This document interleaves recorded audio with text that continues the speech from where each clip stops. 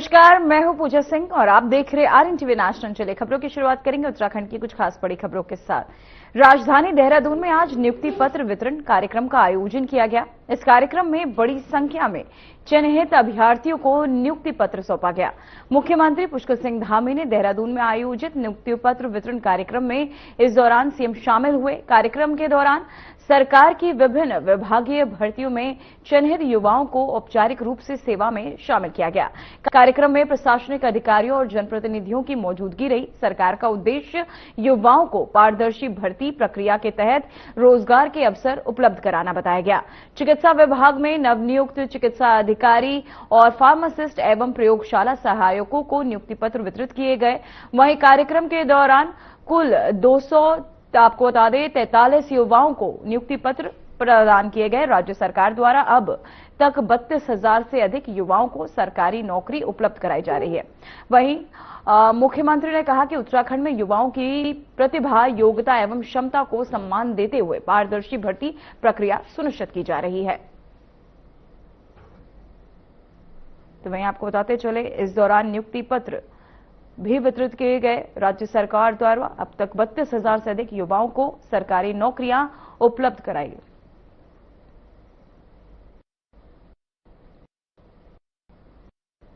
वहीं नियुक्ति पत्र भी दौरान वितरित किए गए। कार्यक्रम के दौरान और कार्यक्रम के दौरान कुल 240 युवाओं को नियुक्ति पत्र वितरित किए। साथ ही दौरान सीएम सिंह धामी ने कुछ कहा, को सुनाते।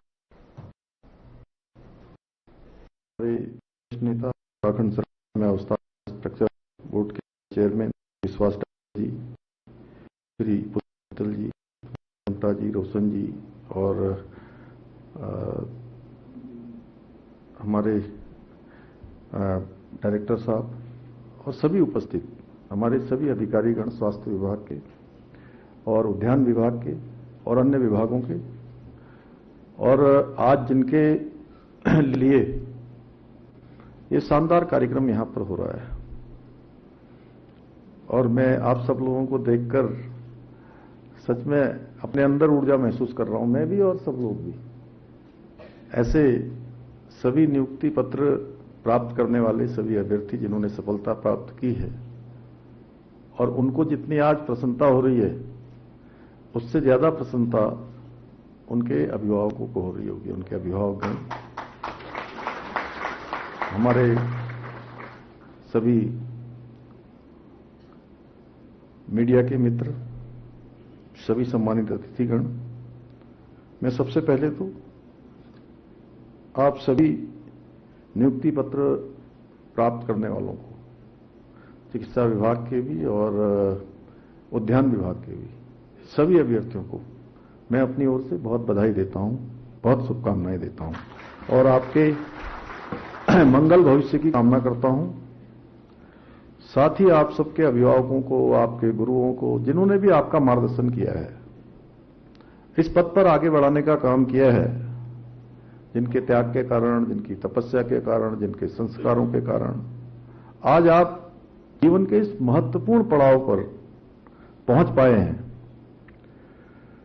आज का ये अवसर केवल नियुक्ति पत्र वितरण का कार्यक्रम नहीं है, बल्कि आप सब ने जो मेहनत की है, जो परिश्रम किया है और जिस संकल्प और लगन के साथ आपने काम किया है और एक संकल्प से सिद्धि तक आप सब पहुंचे हैं, उसके साकार होने का स्वर्णिम क्षण है। और ये मत सोचिए कि कोई आज आपको नियुक्ति पत्र मिल गए तो अब आपका काम समाप्त हो गया, क्योंकि मेहनत तो बहुत करी आप लोगों ने, आपने भी करी, और आपके साथ साथ जिन जिन का मैंने अभी स्मरण किया, अभिभावक हैं, गुरुजन हैं, अन्य समाज के लोग हैं, उन सभी का बहुत बड़ा योगदान है। तो आज आपकी एक यात्रा पूरी हो रही है, यात्रा का एक पड़ाव पूरा हो रहा है, और अब आपकी यहां से नई यात्रा शुरू हो रही है। यानी कि अब तक का जो काम था वो पूरा हुआ, अब एक नया काम संकल्प लेकर भारत माता की संकल्प की सेवा के साथ करने का काम आज से प्रारंभ हुआ है।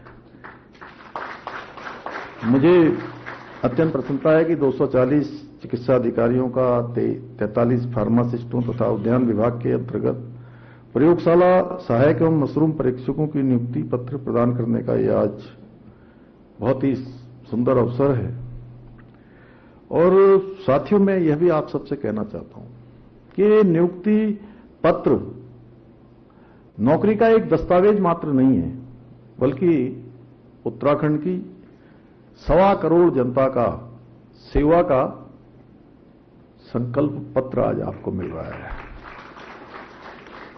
आज से आप सरकारी कर्मचारी नहीं, सरकारी अधिकारी नहीं, बल्कि आप अब आज से विकास के, उन्नति के, गति के और प्रगति के भागीदार बन रहे हैं। आपकी भागीदारी सुनिश्चित हो रही है। आज से आपके कंधों पर जन। तो वहीं उत्तराखंड में मुख्यमंत्री पुष्कर सिंह धामी के नेतृत्व में चारधाम यात्रा इस वर्ष नया कीर्तिमान स्थापित कर रही है। इस बार केदारनाथ यात्रा श्रद्धालुओं के लिए सबसे ज्यादा आकर्षण का केंद्र बनी हुई है।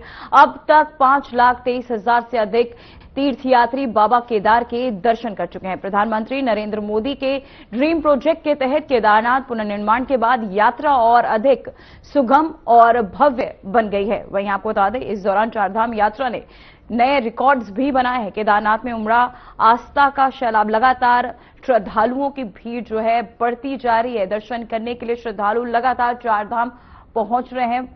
वहीं आपको ग्राफिक्स के जरिए दिखाते हैं, 19 अप्रैल को शुरू हुई यात्रा, जहां 25 दिनों में 12.7 लाख श्रद्धालु पहुंचे। केदारनाथ में 5.23 लाख से अधिक दर्शन कर चुके। बद्रीनाथ, गंगोत्री, यमुनोत्री में भी भारी भीड़ देखी जा रही है। यात्रा में लगातार रिकॉर्ड वृद्धि दर्ज की गई है। तो वहीं आपको बताते चले, लगातार श्रद्धालु पहुंच रहे हैं और लगातार रिकॉर्ड वृद्धि भी दर्ज की जा रही है। चारधाम यात्रा ने बनाया नया रिकॉर्ड। 19 अप्रैल को शुरू हुआ और साथ ही 25 दिनों में 12 से 60, आपको बता दें 12.7 लाख श्रद्धालु पहुंच चुके हैं। केदारनाथ में 5.23। वहीं वर्षवार आंकड़े आपको दिखाते हैं, जहां 15,64,248 श्रद्धालु पहुंचे। वहीं 2023 में 19,58,863 श्रद्धालु इस दौरान पहुंचे। वहीं 2024 के आंकड़े देखें तो 16,53,581 श्रद्धालु पहुंचे थे, जहां 2015 में 17,68,795 श्रद्धालु इस दौरान दर्शन के लिए पहुंचे थे। तो वहीं आपको बताते चले, इस दौरान 2025 में 17,68,795 श्रद्धालु पहुंचे। वहीं आप धमाकेदार आंकड़े आपको ग्राफिक्स के जरिए दिखा रहे हैं, जहां केदारनाथ में 5,23,582 श्रद्धालु दर्शन के लिए पहुंचे। वहीं बद्रीनाथ में 3,24,081 श्रद्धालु दर्शन के लिए पहुंचे थे। वहीं यमुनोत्री में 2,07,390 श्रद्धालु दर्शन कर चुके हैं। वहीं गंगोत्री में 2,05,000 और आपको बता 5,425 श्रद्धालु दर्शन के लिए पहुंचे। तो वहीं लगातार श्रद्धालुओं का आंकड़ा बढ़ता हुआ नजर आ रहा है। साथ ही आपको कल के दर्शन के आंकड़े हम दिखाते हैं, जहां कल कुल 80,401 श्रद्धालु पहुंचे। केदारनाथ में 32,423 श्रद्धालु पहुंचे। बद्रीनाथ में 21,260 श्रद्धालु पहुंचे। वहीं यमुनोत्री में 13,403 श्रद्धालु मौजूद रहे।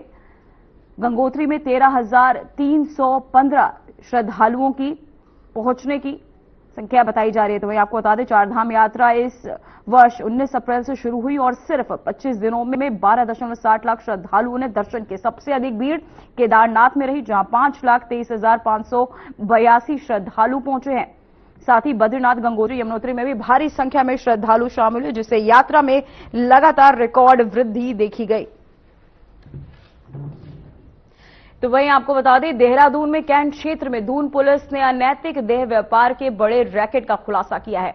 एसएसपी को मिली गोपनीय सूचना के आधार पर एंटी ह्यूमन ट्रैफिकिंग यूनिट और कैंट पुलिस की संयुक्त टीम ने किशन नगर एक्सटेंशन में छापेमारी की कार्यवाही की। इस कार्यवाही के दौरान पुलिस ने देह व्यापार संचालित कर रहे 2 आरोपियों को गिरफ्तार किया, जबकि 3 महिलाओं को सुरक्षित रेस्क्यू कर लिया गया। पुलिस के अनुसार मुख्य आरोपी पहले भी इसी मामले में जेल जा चुका है और वह बाहरी राज्यों की महिलाओं को नौकरी का झांसा देकर देहरादून बुलाता था, जिसके बाद उन्हें जबरन देह व्यापार में धकेल दिया जाता था। मौके पर आपत्तिजनक सामग्री और एक वाहन भी बरामद किया गया। पुलिस पूरे नेटवर्क की गहनता से जांच में जुटी हुई है।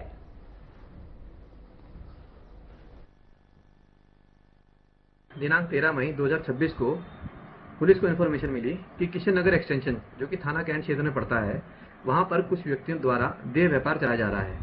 इन्फॉर्मेशन मिलते ही मेरे द्वारा एएसटीयू और थाना कैंट की एक टीम गठित करी गई और मौके पर दबिश दी गई। मौके पर हमें 2 पुरुष व 3 महिलाएं मिली।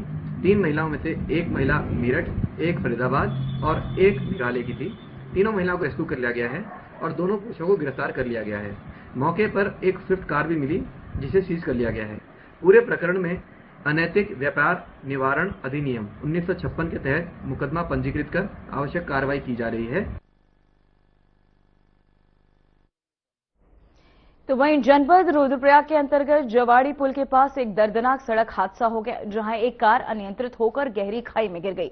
हादसे की सूचना मिलते ही एसडीआरएफ पोस्ट रतुड़ा की टीम तुरंत मौके पर रवाना हुई। वहीं आपको बता दें, उपनिरीक्षक संतोष परिहार के नेतृत्व में एसडीआरएफ पुलिस और डीडीआरएफ की संयुक्त टीम ने कठिन और दुर्गम परिस्थितियों में रेस्क्यू अभियान शुरू किया। मौके पर बोलेरो कार भी लगभग 150 मीटर गहरी खाई में नदी के किनारे दुर्घटनाग्रस्त अवस्था में मिली, जिसमें 2 लोग फंसे हुए थे।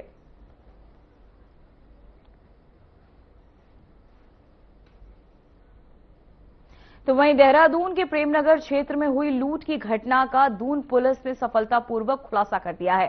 शस्त्रधारा क्रॉसिंग पर खड़े सॉफ्टवेयर इंजीनियरिंग को 2 अज्ञात स्कूटी सवार युवकों ने जबरन स्कूटी में बैठाया और प्रेमनगर ले जाकर मारपीट करते हुए उससे, आपको बता दें, उसके 2 मोबाइल फोन और पैसे भी छीन लिए। घायल दून अस्पताल में आपका बता दें कि उपचाराधीन है और साथ ही पुलिस ने मामला दर्ज कर तत्परता से जांच शुरू की है। वरिष्ठ अधिकारियों के निर्देश पर आसपास लगे सीसीटीवी कैमरों की फुटेज चेक की जा रही है और साथ ही संदिग्धों की पहचान भी की गई। पुलिस ने घटना में लूटा गया फोन बरामद करते हुए एक आरोपी को गिरफ्तार भी कर लिया है। 5/6 की रात्रि में थाना करने वाले एक आरोपी को पुलिस ने गिरफ्तार कर लिया। आरोपी के कब्जे से एक घटना में प्रयुक्त चाकू भी बरामद कर लिया गया। पुलिस के अनुसार ये घटना 13 मई 2026 को Rohini enclave Shimla bypass road क्षेत्र की है, जहां अभियुक्त जयेश कुमार ने पुराने रंजिश के चलते वादी और उसकी मां के साथ गाली गलौज कर चाकू से हमला किया था। इस मामले में कोतवाली पटेल नगर में मुकदमा दर्ज किया गया था। वरिष्ठ पुलिस अधीक्षक देहरादून के निर्देश पर चलाए जा रहे अभियान के तहत पुलिस टीम ने आरोपी को घटनास्थल के पास से गिरफ्तार कर लिया है। फिलहाल बुलेटिन में वक्त हो चुका है एक छोटे से ब्रेक का। बने रहिए आरएनटीवी नेशनल के बाद।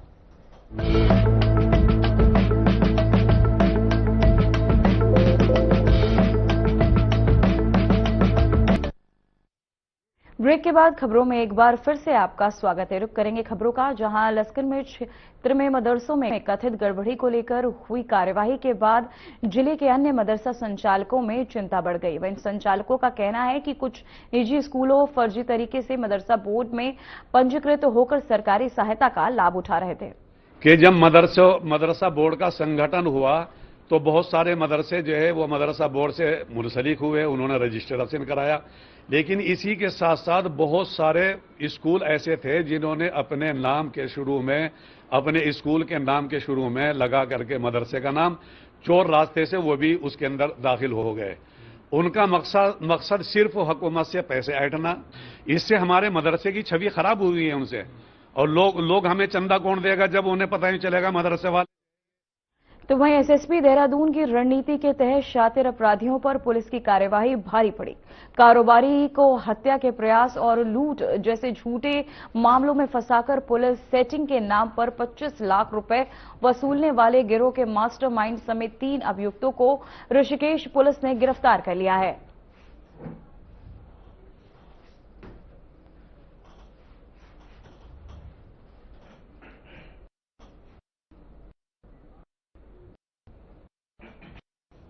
तो वहीं मंत्री देहरादून विकास प्राधिकरण MCDA ने शहर की उचित व्यवस्था बनाए रखने के लिए ऋषिकेश अवैध निर्माण के खिलाफ सख्त कार्यवाही की। अभियान में पुलिस और प्रशासनिक अधिकारी की मौजूदगी में 8 बहुमंजिला अवैध भवन को सील किया गया है।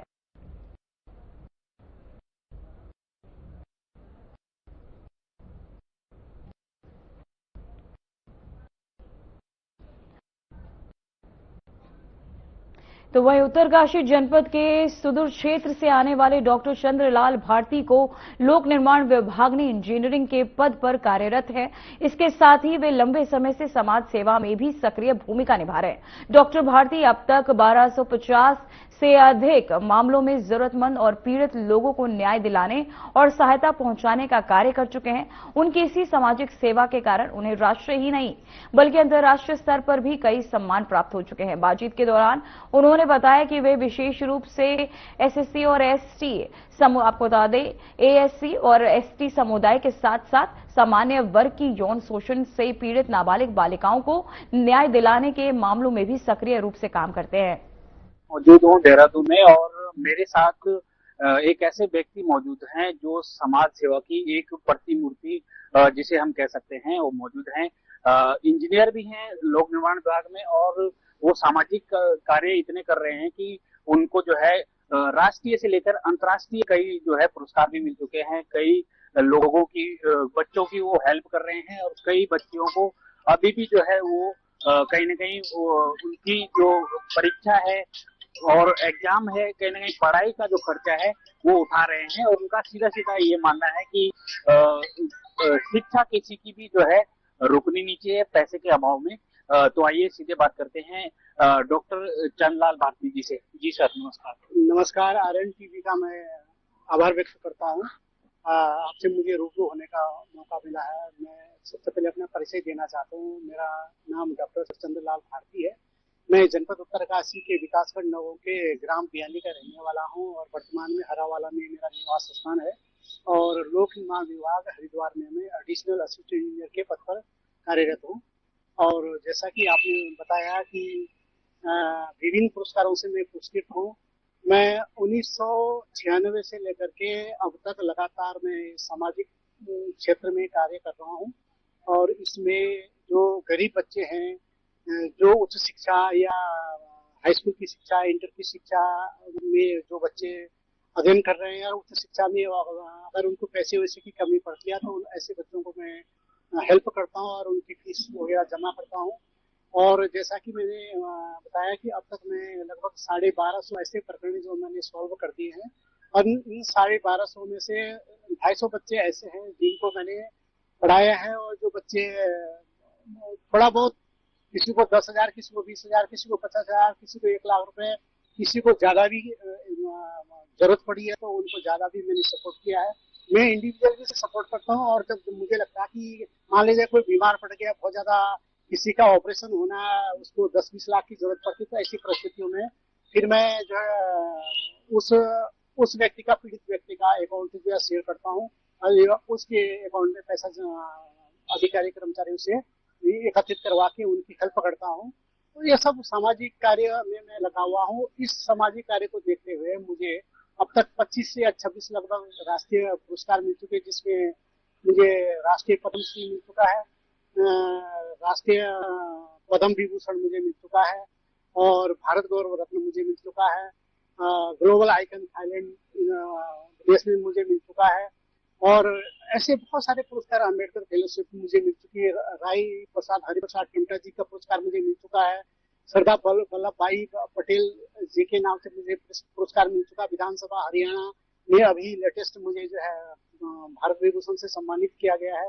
तो ये तरह तरह के सम्मान देश और विदेश में अपने राज्य में मिलते रहते हैं। तो ये शुरू में मैंने जब ये सामाजिक कार्य की शुरुआत की थी तब मैंने कल्पना भी नहीं की थी कि पुरस्कार भी मिलते हैं। मुझे इस बारे में पता भी नहीं था, लेकिन ये जब पता नहीं कहाँ से ये बायोडाटा कलेक्ट करते होंगे उसके बाद।